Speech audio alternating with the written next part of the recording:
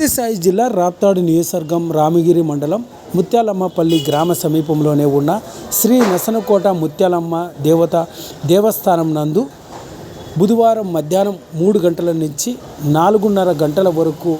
ఉండి లెక్కింపు కార్యక్రమాన్ని నిర్వహించడం జరిగింది. సందర్భంగా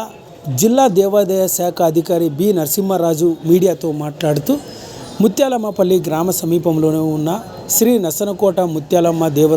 దేవస్థానం నందు 2 ఉండీలను లెక్కింపు నిర్వహించడం జరిగిందని, ఈ ఉండి లెక్కింపులో 3,80,000 రూపాయల 817 రూపాయలు ఈ ఉండి లెక్కింపు ద్వారా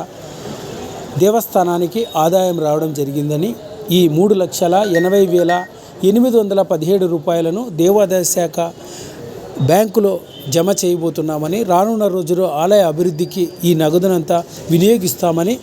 దేవాదాయ శాఖ అధికారి బి నరసింహరాజు పేర్కొన్నారు. ఈ కార్యక్రమంలో స్థానిక ముత్యాలమ్మపల్లి గ్రామస్తులు మరియు బ్యాంకు సిబ్బంది, పోలీస్ సిబ్బంది అంతా కూడా ఈ కార్యక్రమంలో పాల్గొన్నారు.